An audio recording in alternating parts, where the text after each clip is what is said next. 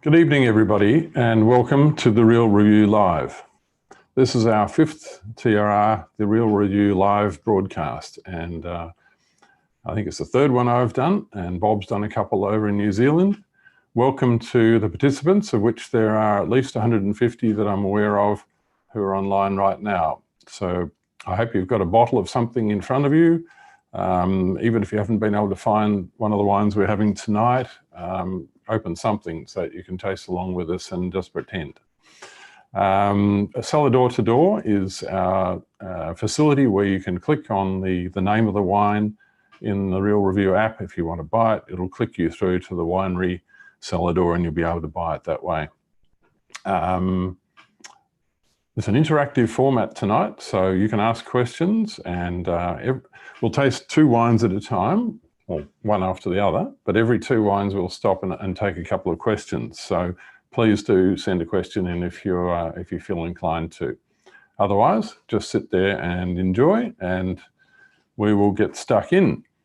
Value for money is something everybody wants. I mean, the other day I bought a pair of jeans, right? And this is COVID time, so it's all a bit weird. But I bought this pair of jeans and it cost $99, and the guy said, "Oh, sorry, we've got a special on. It's actually $59.99." So I got 40% off, and that makes you feel really good, doesn't it? So what happened then? I bought two pairs. So it works, and the same thing works with wine. Everybody, even people who can afford to buy the best of wine, feel really good when they get a bargain. And they feel really good when they get a wine that they think tastes a lot better and gives them a lot more satisfaction than they expected for the price they paid. So we all search for wines that suit our pocket, but we all enjoy getting extra value for money. All the top wines we're tasting tonight, and there are 8 of them, and they're all reds, they're all Aussies. These are all wines that have scored in the mid to high 90s on the Real Review scoring system. And all of these wines can be bought for a maximum of $30 a bottle. This is remarkable value to pay that amount of money and get a wine that is that good. So the obvious grape variety for value for money in Australia is Shiraz. There is probably more Shiraz that is great value than any other variety. But to widen the net a little bit tonight, we've got some Cabernet and we've got a couple of left field varieties, which also I think offer great value for money. So we've tried to broaden it up a bit, but generally speaking, Shiraz is a fifth of all the grapes grown in Australia and a fifth of all the wines made in Australia. 20% are Shiraz. So of course, there is a great pool of resource there to make really good value for money Shiraz from. I'll talk a bit more about what makes value for money wines as we go through the tasting, but we'll start with the Pinot Noir. Start at the light end, and we'll try and roughly work from lightest to heaviest as we go. Pinot Noir, really hard to find good value for money Pinot Noir it is. Under $30 a bottle is, there's not much there that's really that interesting. Under $30 a bottle in Shiraz, you can buy all sorts of wines, lots of wines from all over the country that are really good. So we'll talk a bit about what makes value for money and how Pinot Noir is you usually have to pay a bit more for it. But this wine I'm going to show you tonight, the first wine of the night is Gilbert Pinot Noir 2018 from Orange. And it's a $28 bottle. Now, Gilberts are based in Mudgee. They've been based in Mudgee for a long time. Simon Gilbert is very well known throughout the New South Wales wine industry. He is descended from Joseph Gilbert, who in 1847 planted the famous Pusey Vale vineyard in the Eden Valley, South Australia.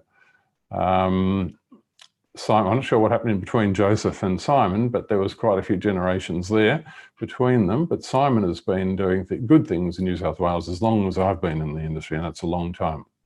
His son, Will, is now involved, and Will is taking more and more of the winemaking over. And Will is particularly obsessed, I think, with the cool climate varieties, Pinot Noir, Chardonnay, Sauvignon Blanc, and so on. And he's sourcing more and more of his grapes from Orange. So the Gilbert family are gradually reorientating towards orange, I think. So this wine is the 2018 Pinot Noir. And first thing you notice about it, is the paleness of the colour. It's really quite a light colour. And that's not really an issue with Pinot Noir. Pinot Noir can be very pale coloured. It doesn't really correspond closely to the intensity of flavour or the richness of the wine. In this case, it does, because this is a very light-bodied wine, but you should never judge Pinot Noir by its colour too much. But the colour is youthful and fresh and has a good purple tinge to it. The aroma, beautifully fragrant, aromatic, raspberries, red cherries, floral aromas, violets, beautiful, really fruit-driven, archetypal Pinot Noir nose. There's no artifact getting in the way, not oaky, not too stalky. They might have used some stalks, but they don't stick out.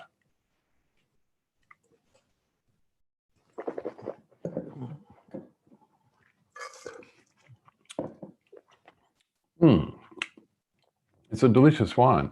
It is very light-bodied, and there's a place for that. Now, when I started out in the wine business, nobody was interested in light-bodied red wines at all. If it was red wine, it had to be huge. It had to be big and gutsy. It was a bit childish, really. I think the industry has grown up and matured a lot since then. Now we embrace all sorts of styles and weights of wine. You wouldn't serve that with a steak. You would serve that with something light, like a mushroom risotto, or a charcuterie platter, or barbecued seafood, or seared tuna, or something like that, which is lighter in flavour, but which would go well with a light red wine. So low tannin, very refreshing, fine-boned palate, beautiful wine. It's sourced from 2 vineyards in the Orange region, the Mayfield vineyard and the Warabilla vineyard. It's got 40% whole bunches, apparently, according to my notes, but you would never know. It's just complex and interesting. So I really like that wine. It was scored 92 points by the Real Review, and that's a good strong silver medal or a silver ribbon. It's a top value wine because it rated number 5 out of the 29 Pinot Noirs from Orange from the 2018 vintage that we've tasted. So that's a pretty good recommendation. Drink now over the next 5 years, that's probably enough. It's not a long-term aging wine. And of course, we ask the winemakers for a food recommendation, and in this case, Simon and Will Gilbert have suggested cassoulet, and it's obviously beans with charcuterie, and in the beans, straightforward. The charcuterie can be varied. In their case, they've suggested duck confit, sausages, and pork belly. So pretty good, and serve a green salad on the side. Yes, I would agree with that, but also those things that I mentioned earlier, which are even lighter in flavour than the cassoulet. So that's a delicious wine. I really, really enjoy that sort of wine, and I really think that Australia, as a wine market, has come a long way embracing the light-bodied wines, whereas there was a time when wines like that would have been laughed out of a wine show, for example, for being too light.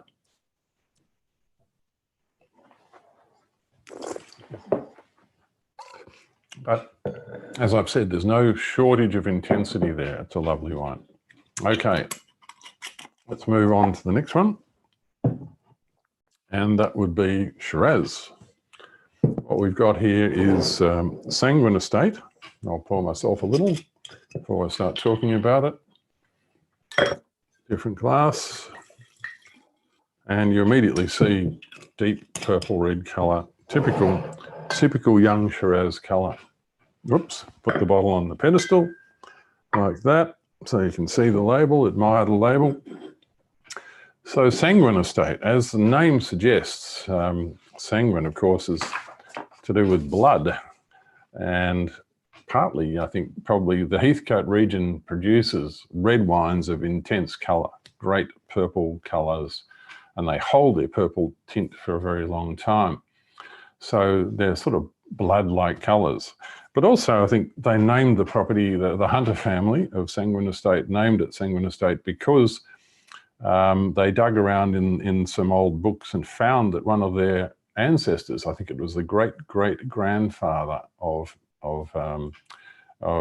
Tony Hunter, who established the vineyard, they found that he had migrated from Italy to Victoria in the 19th century, probably the 1860s, I think, and he'd planted a vineyard in a little town called Malden, which isn't very far from Heathcote in central Victoria. And so obviously wine was in their blood. So hence Sanguine estate. Interesting thing there is that they found some old vines on the some remnants of his vineyard on the property, and they've managed to take some cuttings of these vines and they've taken them back to Heathcote and they planted them. And nobody can work out what grape variety it is, but it's going to be fascinating when they make a wine from it, I reckon. So Sanguine estate, this is they make about at least five Shirazes of different price levels, all from the same vineyard in Heathcote. And this is the second cheapest wine they make. It's called Progeny 2018. And the cheapest wine, I think, is about $15. This is $25. And then we go up from there. I think the dearest one is $70 a bottle. So they can produce Shiraz of different levels of quality and price in the Heathcote region, as more than a lot of other people do too as well. But I think Sanguine are particularly interesting because it's terrific value at every level. The Hunter family established this vineyard in 1997, and it's largely, I think, Shiraz in this vineyard, 55 acres, of which 50 acres are Shiraz. So they really put a lot of their faith in the variety Shiraz, and they're doing a very, very good job. Let's have a taste. Oh, the winemaker today is Tony Hunter's son, Mark Hunter, and I think he's doing a terrific job. So this is, look at the colour, it's amazing. Deep, deep colour. And plums, blackberries, a gentle lacing of spiciness. The cooler you go, of course, in Victoria, the more spicy Shiraz becomes, the more peppery it becomes. It's the thing about Shiraz. And the warmer you go up in the South Australia, Barossa and so on, the more chocolatey and the less spicy it is. This is it's got a foot in each camp. There's a bit of rich chocolatiness and black plums and plum conserve, but it's also got a bit of the spiciness and pepperiness there as well.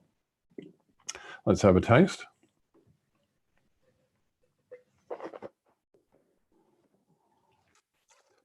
And that is delicious. Fruit drives the wine. There's no obvious oak. The tannins are very soft and mild and gentle, not too assertive. It's all harmonious, and the art of making a wine at $25 is to make something that really drinks well when it's young. Okay, this is only 2 years old, and it's going to live for quite a while. I don't see any problem with that lasting for at least 10 years, maybe even 15 if it's well looked after. But it's drinkable right now, and that's when most people are going to be drinking that sort of wine right now. Not many people will sell it, but if they do, I don't think they'll be disappointed. I was talking before about how the vineyard at Sanguine Estate produces many levels of Shiraz. And I think that why is it that some of it is this price and some of it is $60, $70? I think a lot of it has to do with the cost of production. If you're buying grapes, then obviously cheaper grapes make cheaper wine. What makes cheaper grapes is yield. Usually, number one thing is yield. So the more tons you can harvest off the vineyard, that means the higher the yield. The more the production per vine is, the lower the cost is. So probably what they do at Sanguine Estate is that there are parts of the vineyard that are higher cropping than other parts. So where they make their $70 Dorses Reserve, I think it's called, is probably the lowest yielding part of the vineyard. And it's probably on poor stony soils, which are very well drained soils. That's the sort of soil that produces concentrated wine, which is what the Dorses Reserve is. And maybe it's only somewhere between 2, 3, 4 tons per acre. But if you grade down the vineyard to where the highest yielding stuff comes from, which this is probably made from reasonably high yield stuff that might be as much as, say, 10 tons an acre. I'm not sure what their yields are, but it is possible. So you can see that the cost of something at 2 tons an acre is a lot higher than something at 10 tons an acre. It's just an example. This wine certainly doesn't taste like a high yield wine to me. It tastes like a very, very good wine off a very good vineyard and not high yielding fruit at all. So that's why we think it's such good value for money. You get great flavour, great intensity, great concentration, and you don't have to pay very much. So that's we asked them, of course, for their food match, and they've said casareccia pasta. And casareccia is a sort of a twisted piece of, a bit like macaroni, but it's twisted. And it's a pasta that goes really well with oxtail, and do an oxtail braise and add that to the pasta, and use celeriac and oregano in the ragu, and it would be really nice. And I think that's a very good suggestion. I think I've said that it, yes, we've recommended here 2020 to 2040. That's a 20-year lifespan. That's pretty generous, but I don't think it'll fall over, but I think you'll probably get the full benefit of the wine much younger than that. We've rated it number 1 out of 21 2018 Shirazes from Heathcote. So it's a high ranked wine, and it's therefore a top value wine under the real review system. So moving on to a couple of questions. If we can find a question or two. Let me see, I'll put that back there. Why is it so difficult to find good Pinot at a lower price point? There's a question I have here. And there's lots of reasons for that. One of the reasons is that Pinot Noir has to be produced at low yields in order to produce good wine. So Shiraz, you can produce good wine even up to quite high yields. Sauvignon Blanc, you can produce high yields, and very high yields of grapes, and still make a drinkable, pleasant wine, which will be popular. Pinot Noir, nobody really wants a poor Pinot Noir. I mean, average Shiraz, there's a good market for it. Average Pinot Noir, no, not really. So the grape variety is one thing. Some varieties are more forgiving than others. Another thing about Pinot Noir is that you have to plant it, to make good wine, you have to plant it in a cool area. So what is it about cool regions that's expensive? Well, cool regions normally naturally have lower yields than warmer regions because there's less fruitfulness in the buds of the vine. That's one thing. Another thing is that cool vineyards generally have more disease pressure, so there's more likely to be threats from pests and mold diseases in a cool climate vineyard. So you have to be, there's more hands-on work involved in cool climate vineyards than in warm, generally speaking. Another thing is that to grow good Pinot Noir in cool climates, you need to hedge the vines, and you need to possibly do leaf removal and bunch thinning and shoot positioning. All of these are things are manual labor issues that cost time and money. So, and they're more necessary for Pinot than many varieties. Another one is to make great Pinot Noir, it's nearly always hand-picked, and hand harvesting costs, I think, 4 or 5 times as much as machine harvesting. So the majority of Australia's vineyards are machine harvested. That's no secret. But a lot of our very, very best vineyards that make the best iconic wines of Australia would still be hand-picked, and they probably always will be hand-picked. And there are quality reasons for that. It depends a lot on how well you machine harvest. Some people have developed machine harvesting into a very, very refined art, and they can get a very good result with machine harvesting. So there are lots of reasons why Pinot Noir is more likely to be expensive. Okay, I think we need to move on. So the next wine that we're tasting, I took only one question. I need to take 2. So someone here says he visited Sanguin Estate in June, and he was looked after fantastically well, blown away with their range of Shiraz. What is your view of their Inception Shiraz? I can't remember Ian Morellian, that is, who's writing. Please look it up on the Real Review. If we've tasted it, the review will be there. I did mention to you their top wine, which is their Dorsa's Shiraz, which is named after the gentleman who came out from Italy in the 1860s. The great grandfather of Mr. Hunter. And that is a very, very concentrated, powerful wine. And whether you like it or not, whether you like it so much more than this wine, to pay the money is your call. It will certainly age for a very long time and produce a great bottle of wine when it's mature. whenever that is. It would lead in at least 10 years, I think, before I would open a wine like that. Okay, moving on to the next wine, which is the DogRock wine from the Pyrenees region of Victoria. The Pyrenees region, of course, is a great region for Shiraz and for full-bodied varieties. This particular vineyard is not quite in the main part of the Pyrenees area. It's sort of halfway between the Grampians region and the Pyrenees region. In fact, when you stand on their vineyard, which is quite high altitude, it's about 430 metres, I think, you can look down towards where the Mount Languedoran vineyard is, and you can see Mount Languedoran in the very close distance. So, you know, it's sort of halfway between the two regions, and I think the wines have a little more in common with the Grampians region than they do with most of the Pyrenees. They tend to be lighter in body and more finely structured. And I think that's partly the region where their vineyard is grown, which is a little town called Crowlands. And it's partly the way they deliberately do it. I think they like the lighter, more fragrant style of red wine, so they pick the grapes a bit earlier. So this wine is made by Alan Hart and his wife, Andrea. Now, Alan and Andrea are both seriously credentialed scientific people. They both got their degrees in scientific degrees from Adelaide University, both honours degrees, Andrea in viticulture and Alan in winemaking. So they've got the best of both worlds, someone to look after the vines and someone to make the wine. They do a great job.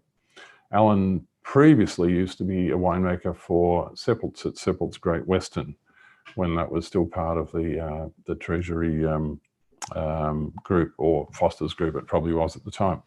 So moving to the wine, and people who like the spicier, more cool climate, more fragrant, more elegant style of Shiraz will really go for this wine. It's only 13.5% alcohol. Most Shirazes would probably be 14.5. 13.5, so there's nothing unripe or green about the wine. It's beautifully spicy, as you'd expect from that area. You can almost see the Mount Languedoran vineyard from there, so you know how spicy and peppery Mount Languedoran Shiraz is. It's not quite as intense as that, but it's pretty good. DogRock Winery 2018 Shiraz. Let's have a taste.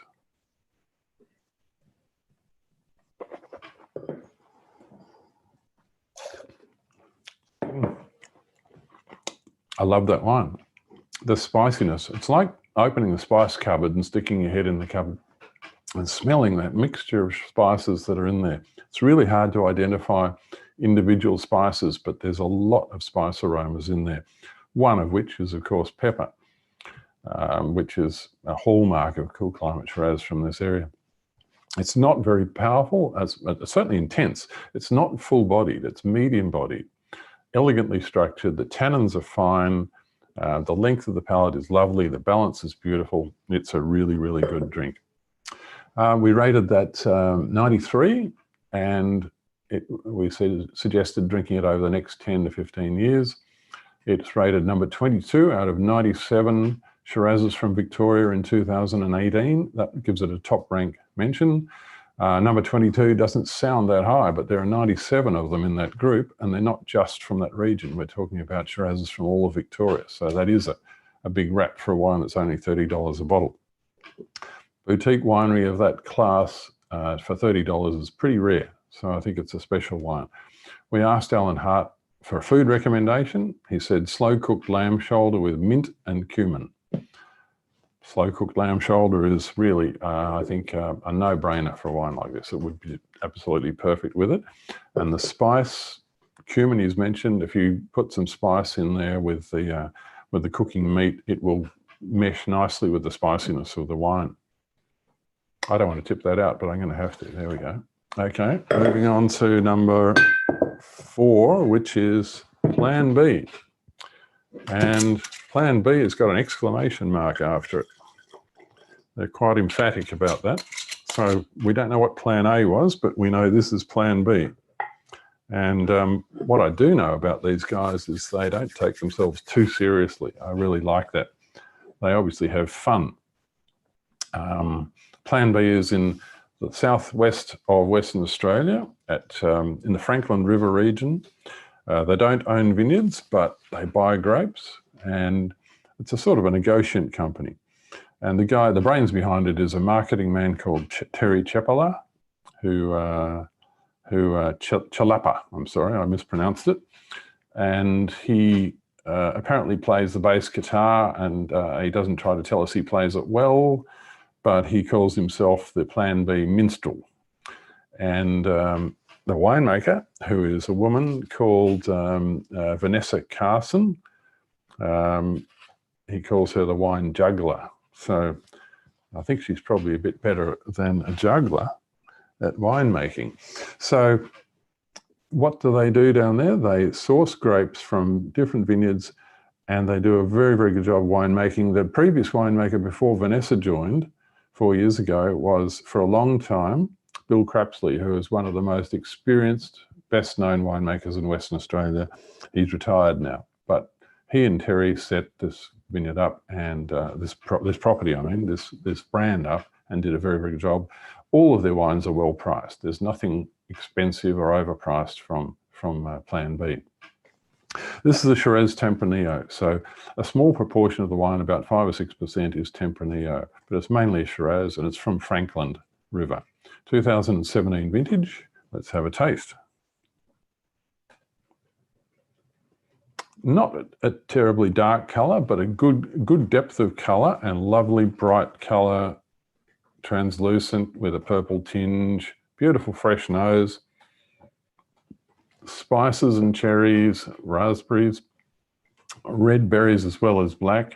And it's got that freshness of the red fruited style of Shiraz rather than the black fruited style. Black fruited means the grapes were riper, quite likely. Red fruits are usually in the slightly less ripe or more cooler climate styles.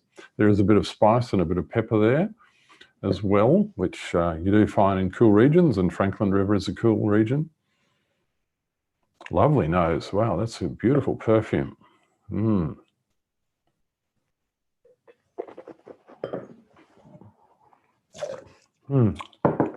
that really is an elegant wine. Medium bodied, but very intense. A lot of intensity, really good backbone. Tannins are firm, firmer than they were with this wine. And I think that will help it carry stronger food flavors than the previous wines. So we're building up in intensity as we go along the 8 wines. That wine was scored 94, which is a very high score. It's a high silver ribbon score. It's almost a gold. It was number 1 out of 16 2017 Shiraz blends from southwestern Australia. So, top of the pack, a top ranked wine. The drinking window we've suggested between now and 6 years hence. I think that's very conservative. I think probably at least 10 years, no problem.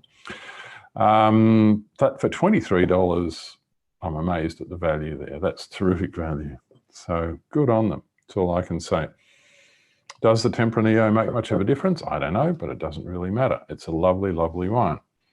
I suspect it adds a bit to the backbone and the tannin of the wine. The food match that they've suggested is Moroccan spiced lamb cutlets with cumin-scented couscous and labneh, which is a kind of yogurt. So there's that word cumin again. So spicy Moroccan-style lamb. It's a bit of a theme with this sort of wine, and I think it's a very good theme. I wouldn't argue with that at all. I think it'd be terrific. And again, I have to chuck this out, but I don't feel like chucking it out. It's too good.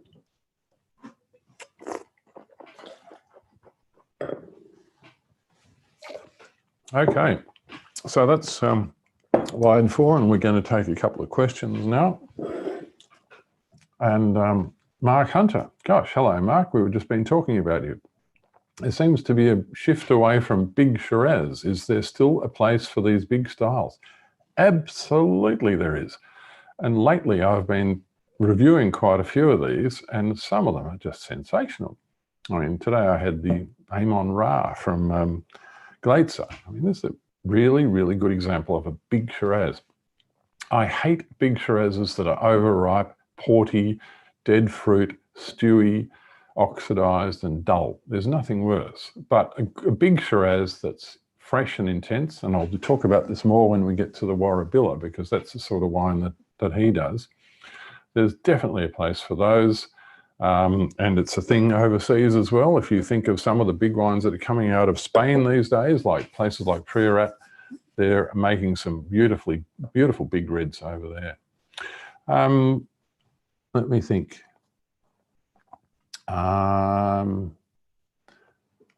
Colleen Christophus says, when you are tasting, once you sip the wine, what method do you follow to get the most out of the wine?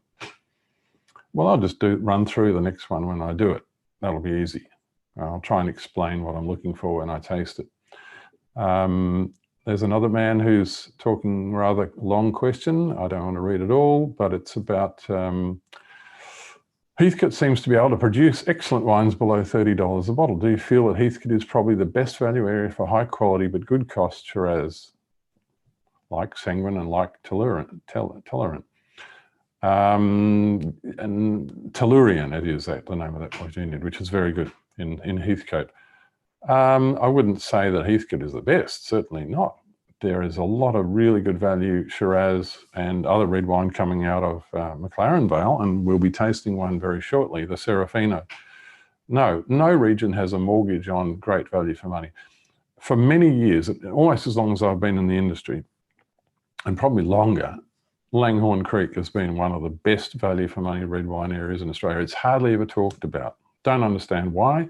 Probably do. There are very few wineries there. That's the reason. Most of the grapes are trucked out to other areas, and so Langhorne Creek doesn't appear on the label quite often. But the people that do have wineries in McLaren, in Langhorne Creek, make some fantastic value wines. So without further ado, and we've got to keep an eye on the clock, I'll move on to the next wine, number 5, which is the Sangiovese. So we're out of the Shiraz groove here for a moment. Fighting Gully Road from Beechworth, Sangiovese. So before I taste it, and I'll try and remember to go through it step by step, Fighting Gully Road is a winery. It's not a winery, it's a vineyard. It's a series of vineyards owned by a guy called Mark Walpole, who was for many years Brown Brothers' chief viticulturist. He was born and raised in the area. His family goes back to the 1880s when they had a vineyard at a little town called Warrabilla in the King Valley, not far away from Beechworth. And Mark still manages that vineyard today, amongst several others that he looks after. He started Fighting Gully Road at Beechworth in the mid-90s, and he has a vineyard there. He also leases the oldest vineyard in the area, which is the Smith Vineyard, very close to Heathcote, which was planted in 1978. So a nice old vineyard, and some fantastic Chardonnay comes out of that vineyard, of which he makes one now. Adrian Rodder also produces Chardonnay from that vineyard. So that's what Mark Walpole does. He's a viticulturist first and foremost. Another thing that he's done is he's replanted a 19th century vineyard almost in the town of Heathcote, which was run by a French guy during the gold rush era. And this Frenchman came out and produced wine, which he probably sold to the miners, amongst other people, if they could afford it, if they'd struck gold enough. But very interesting man, Mark Walpole. He loves the classic varieties, but he loves even more the Italian varieties. So Sangiovese is one of his favorite varieties. Let's look at the wine. It's called, I'll give it its full name, Fighting Gully Road Sangiovese, 2018, $30 a bottle. And look at the color. The color is it's a Pinot color. That is a medium to full red purple color. It's not a deep color, but that's not unusual for Sangiovese. Sangiovese, I wouldn't even think twice about the color in a Sangiovese. It's not unusual. Think of Chianti. Chianti is often not such a dark colored wine. So what am I looking for in Sangiovese? I'm looking for the savory characters that you find in good Sangiovese, especially Italian Sangiovese, but also Aussie. It's a variety that doesn't show the grapiness that other varieties like Cabernet might show, Pinot Noir might show, Shiraz often shows. It shows more of the dried herbs and sour cherries and earthy characters. Really, really quite a distinctive and different sensation, something that I think takes a bit of getting used to, and it's not a wine that people immediately love. It's a wine that you sort of work towards gradually. And this wine has all of those aromas to it. It's got sour cherries, it's got oak spice, but not oak, but the spiciness from the oak. A lot of the dried herbs characters.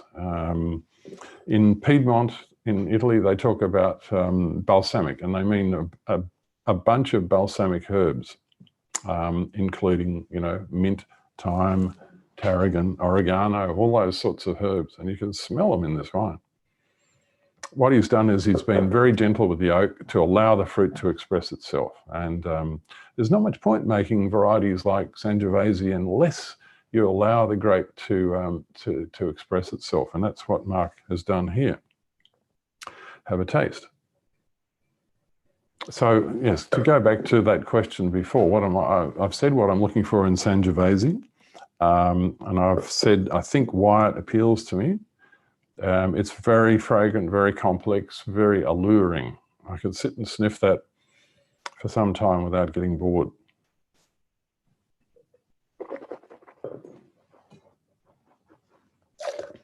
And the wine is not a particularly big wine. It's intense, it's focused on the middle palate. There's intensity, but there isn't bigness. It's not heavy, it's not particularly tannic. But the tannins that are there are quite firm, they're quite sculpted, they're quite, you know, they're not quite rigid, but they add a certain stiffness of backbone to the wine. And Italian varieties, especially when the Italians make them, are all designed to go with food. So they're not showy wines, they're not wines that are slippery and easy and which will win trophies in wine shows. They're made to go with food. That's what the Italians are all about. And no better example than this. This is a great food wine. If you put that in a wine show, depending on who was judging, it might not get very far because it's not very exuberant.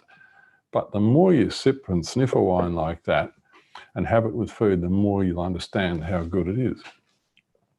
Okay, it was rated 95, which is the gold ribbon score. It was rated #1 out of 15 2018 Sangioveses from Victoria, which means a top ranked rating. We suggest drinking it for at least the next 6 or 7 years, 10 to 12 years possibly.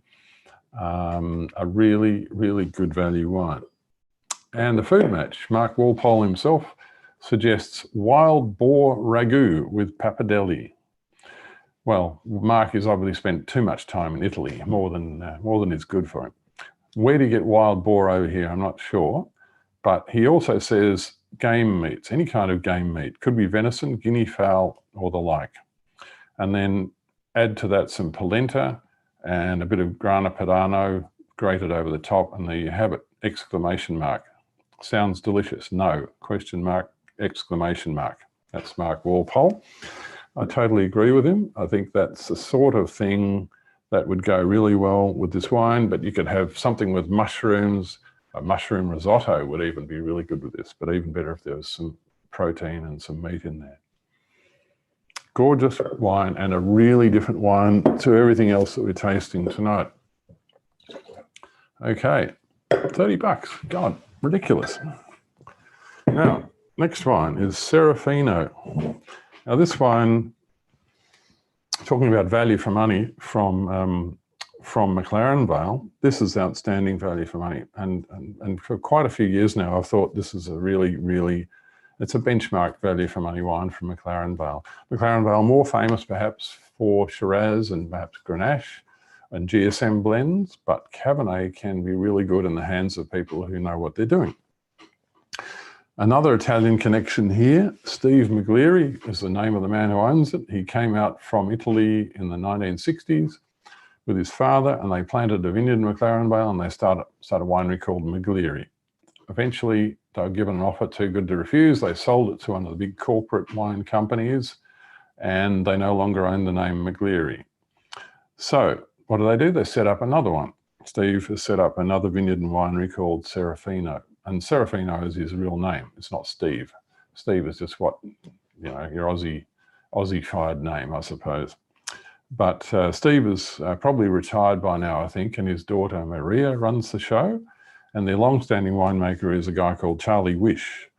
Charlie Wish was winemaker for Rycroft at McLaren Vale, which was owned by Rosemount. And, they were producing great McLaren Vale wines for a period. But do you see them now? No, you don't. But Charlie Wish is still doing his thing, and Steve McGleary is still doing his thing. And this is the result. I think it's pretty smart stuff. Let's have a taste. Pour myself a little slosh. And put that back where you can see it. This wine, I think we're getting, this is the first of 2 Cabernets we're tasting tonight. So McLaren Vale, it doesn't immediately spring to mind as being one of the great Cabernet regions of Australia to me. I think, Coonawarra, Margaret River, the Yarra Valley even. There are lots of regions that I would put in front of McLaren Vale, but this is a really good one. And for $28 a bottle, gosh. Okay, taste it. Colour is deep, as you'd expect. Cabernet is a small berry, small, thick-skinned berry, so lots of tannin and lots of colour potential in Cabernet Sauvignon. One of the most colourful and tannic varieties, depending on where it's grown and how it's made. So this wine is a 2017 vintage. It's a straight Cabernet. First thing you sniff is that it has got some of the high-toned aromatics of the more leafy kind of capsicum almost Cabernet characters. It's got ripe fruit, black currant, blackberry, etc. on one side, and black currant / leafy / mulberry leaf character on the other side. So I think what they've done is that they've picked at different times to get a range of aromas into that, from the less ripe to the more ripe grapes. And it's quite a successful result. It's very varietal as a result. We couldn't mistake that for anything else. Very fragrant wine. Let's taste it.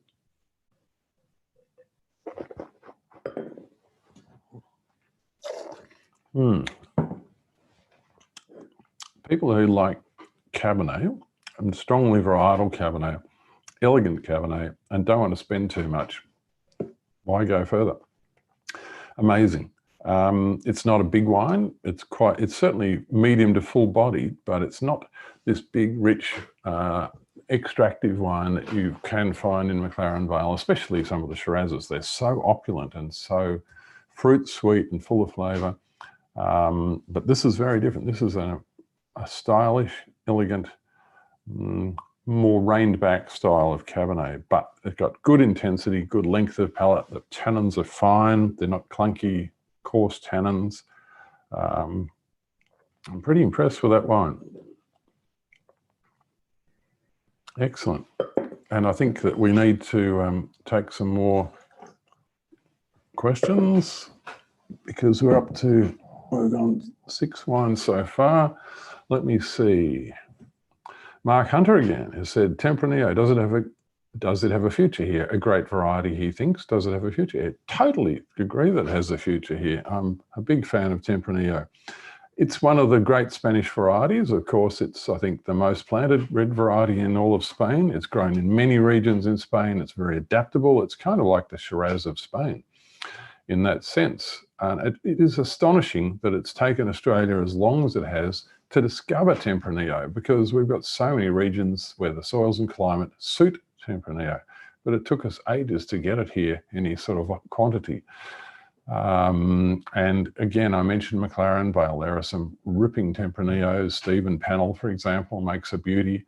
But even down further south than Heathcote, down in the Alpine Valley area of Victoria, people like Mayford are making beautiful Tempranillo. So there's quite a range of climates that it is possible to produce good Tempranillo. Matthew Cumberworth has asked, how well does Australian and Italian Sangiovese age? You really have to talk about specifics, Matthew, because generalizations really, you'll come unstuck every time. This wine here, I think that is a wine which is lighter and more forward, and I think it probably is going to be close to its best within 5 years. And whether it will last for a long time after that, and whether it will be worth keeping for long after that, is the jury is out, because there isn't much track record of that wine.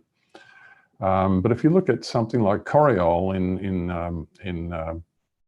McLaren Vale, they were the first people to really make an ongoing line of Sangiovese, and they do a fantastic job. And I've tasted their wines going back 20 years, and they've aged beautifully. So I don't see any reason why Sangiovese in Australia shouldn't be a very, very good aging wine.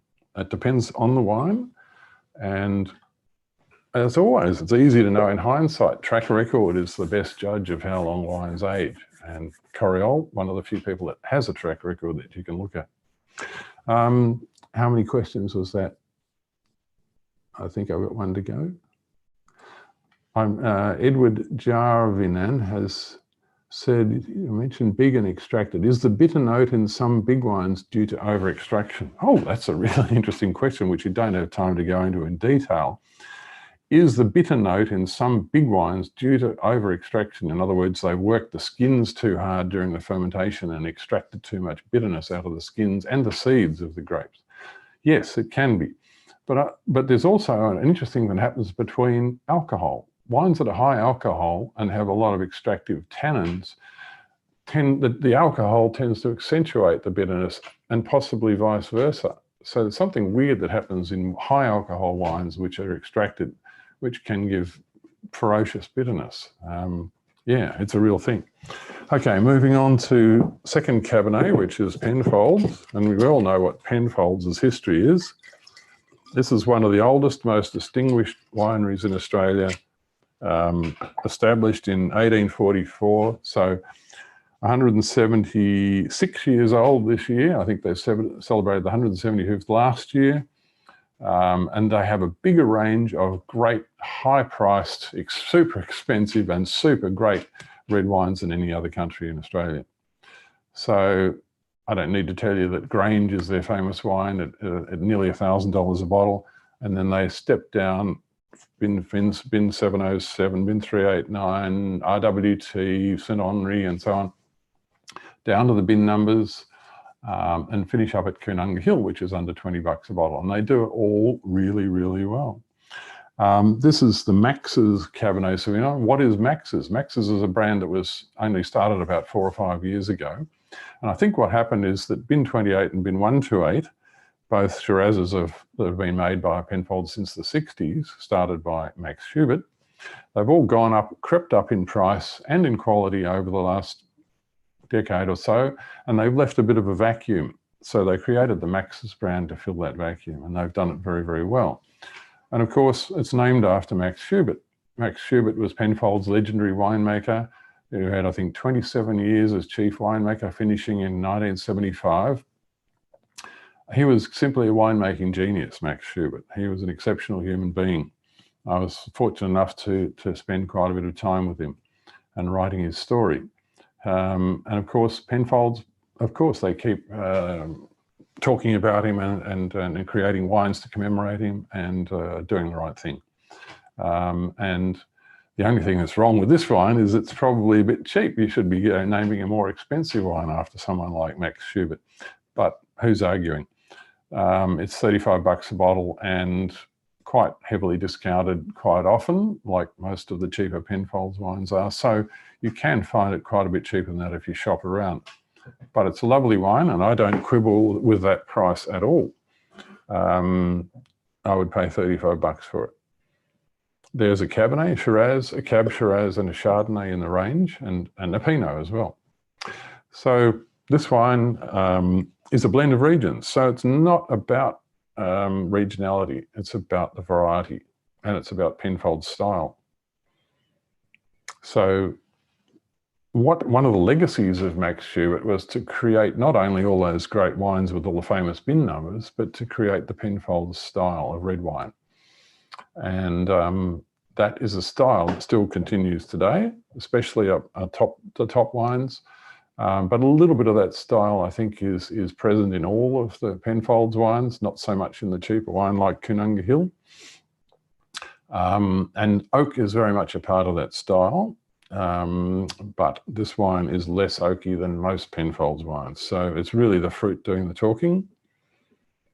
So you've got that lovely Cassis Cabernet character, but it's not as in-your-face Cabernet varietal as the Serafino was. This is a more sotto voce style of Cabernet, and it creeps up on you. It's not a wine that's shrill and shouts in your face. This is a wine that's more about quality red wine flavour and structure than about varietal character. It's certainly not about regional character, because it says South Australia on the label, and it could come from pretty much anywhere in South Australia. They have vineyards everywhere, they have growers everywhere. I suspect most of it comes from the southeast. So from Rattonbully and Bordertown down through Padthaway, Coonawarra, maybe down to Robe and Mount Benson even. And it could include McLaren Val Barossa, Clare, Langone Creek as well. So what does it taste like? Apart from being subtle on the nose, subtly Cabernet.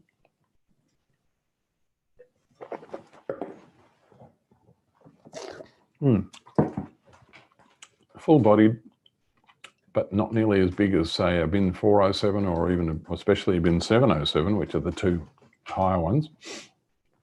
But there is intensity. There is Cassis Cabernet varietal character, lots of berries, good concentration, good length of palate. Tannin, plenty of tannin there, which is very much part of the Penfolds style, but it's not grippy.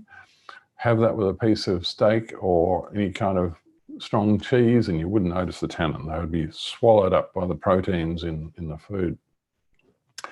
Lovely, lovely wine. I think that's a cleverly designed wine that can be really nice to drink now, but it's going to age quite well as well. And we've said drink it now to 10 years, but I have no doubt it will last for longer than that. We're always a bit conservative on our cellaring recommendations. This is not a wine that we expect people are going to put in their cellars, but I wouldn't be at all disappointed to put that away for a few years. I wouldn't be disappointed with what is going to result from it. We rated it 91 out of 100. We rated it number 27 out of 65, 2018 Cabernets from South Australia. And the food match, yes, the food match is rack of lamb with roasted winter vegetables. The other option is beef cheek with soft polenta and mushrooms. That all sounds pretty good to me. But one thing I would add is if you make a reduction sauce out of boiling down some of the wine, get some of the wine in a saucepan, boil it down by 2/3 and add some really concentrated veal or beef stock to it. You'll have a fantastic sauce to go with any kind of meat, roasted meat like rack of lamb or a roasted leg of lamb. Really, really smart wine. I like that a lot. Okay, moving on. So the final wine of the night is Warabilla Reserve Durif. Wow. Now this is a boots and all kind of wine. This is a big boy. So that's why it's last. 2018 vintage from Rutherglen. And the first thing you notice is, wow, the colour stains the walls of the glass. It is very, very colourful. And that's partly the Durif variety, but also Rutherglen wines do have lots of colour. What is Warabilla? Have you heard of Warabilla? Well, Warabilla is Andrew Sutherland Smith's winery. The Sutherland Smith family, a very distinguished family, have a lot of history in the Rutherglen region. All Saints, those of you who've been to see All Saints, which is that great big red brick castle at Waganya, which is no longer owned by the Sutherland Smith family. Andrew's father, George, was the last person to run that winery. They ran into difficulties. They had to sell it. It's now owned by members of the Brown family from Brown Brothers, or who were from Brown Brothers. It's still making wine and it's still very good. But Andrew went down the road and set up his own business, and it's called Warabilla. And his specialty is big, big, big red wines. And Durif, Cabernet Sauvignon, Malbec, and Shiraz. And just today I tasted his 2019 Shiraz and it said 16% alcohol on the label. This one is 15.6. It's just a baby. But how can you possibly produce a wine that is so deliciously drinkable, so young as that, and at that alcohol, and not actually feel the heat or the spiritiness or the burn of alcohol on the finish, which you can feel in a lot of red wines that are high in alcohol. The thing about this wine, I better taste it, hadn't I? Let's not get too excited. Let's taste it first.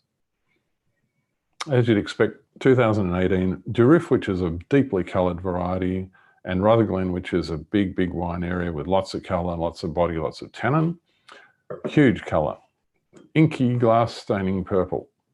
And the nose, oak, spices, licorice, dark berries, a touch of graphite, a touch of earthiness. Really, really good nose. And it's fresh. That's the thing about it. It's fresh. It's a big wine, but it's fresh.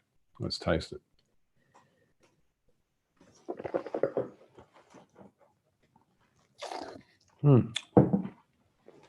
Fruit sweetness, richness, generosity. It's a massive wine. But wow, what flavour it's got. It's quite primal, actually. It's quite youthful. It needs time, perhaps, to build secondary savoury complexities. But wow, it's got so much flavour. And there is no hotness from it. I can't believe that wine has 15.6% alcohol. It tastes more like, say, 14.5. So balance is the key, and freshness is the key. Andrew manages to make these wines fresh. They're lively, they're vital, they've got vibrancy. They're not dead fruit wines. They're not heavy and leaden on the palate. The tannins are not thick and sludgy. Gorgeous wine, and it'll last forever. So it was scored 95, so a gold ribbon. It was number 2 out of 19 Durifs from whole of Australia in 2018 vintage that we tasted. Gives it a top rank rating. And I've said drink now to 2033. Well, who knows? I think it'll go longer than that, especially with a screw cap. $27. I mean, can you really imagine getting more wine in your glass for $27 than that? I can't. So we asked Andrew what he would serve with this, and he said slow cooked beef cheek. So slow cooked and long cooked, so it's gelatinous and it falls apart. It's so tender. Serve it with carrots, green beans, and an almond and Paris mash. And he said in capital letters, mouth-watering exclamation mark. But I don't doubt it for 1 minute, Andrew. I think it'll be a terrific combination. So that's a gorgeous wine of a particular style. And if you don't like big reds, then, you know, someone else will. No problem. All right, we've only got a minute to go, so I should answer a question or two. I'll answer Susan's because it's a nice quick one. How many wines do you try a week on average? To keep up with the sample flow and to keep up to my workload, I try to do 100 a week on average, and I do them only in 24 lots because I think 24 is a nice number to deal with for an afternoon or a morning's tasting. It doesn't take all afternoon or all morning, but it takes a couple of hours at least, depending on what variety I'm tasting. But 100 a week, anywhere between sort of 50 and 100 a week is the quota. Phil and Miranda Turner have said, with Aussie Cabernets, there are so many with a capsicum smell, yet when in the USA, more of their cabs, someone's just scrolled down and now I've missed it. None of their cabs had this smell. Why do Aussie cabs have that capsicum smell? Well, that's a good question, and I don't have time to answer it fully, but I do note that in the Napa Valley, which is California's great Cabernet region, which I think is the best Cabernet region in the world, if you want to make pure Cabernet Sauvignon wine, they're very rarely leafy or herbal or capsicum-y. And it's just a glorious place to grow Cabernet, and they get ripeness and they get vitality and they get balance and elegance and power all in one thing. Our wines are often a bit capsicum-y, especially in places like Coonawarra and Margaret River. And why is that? It's a thing called methoxypyrazine, which is a characteristic of Cabernet in cool climates especially. And I think that what happens in the Napa Valley is that it's just warm enough, and the nights are warm enough as well as the days, and the nights are important as well, to get rid of that Cabernet capsicum-y character. But a lot of people like that character, and for a lot of people, that's what typifies Cabernet. You do find it in some Bordeaux wines quite often as well. So to me, it's not so much whether it's capsicum-y. I think less is more with capsicum, by the way. I'd rather have ripe berry flavors in my cab. But I don't think it's something to dismiss a wine for, and it's how it tastes that's the most important thing. If it's not green and astringent with unripe tannins, that's the problem with some wines that are too capsicum-y. I think we've got to finish there because we're over time by a minute already. I don't know where the time goes, but look, thank you very much for being part of this webinar, and do subscribe to The Real Review if you don't already subscribe to it. We'd love to have you on board. And if you want to buy the wines, we don't sell wines, we don't take a cut. We just give you a click through to the cellar door if you want to buy them, to make it easier for you, and to order direct from the winery. And particularly at the moment, seems to be a thing that lots of people are doing. So that's it for me tonight. Tune in again in a couple of weeks, and we'll have Bob Campbell, my colleague in New Zealand, talking about top-ranked Chardonnay. Should be good. Don't miss it. Thanks for coming along. Cheers.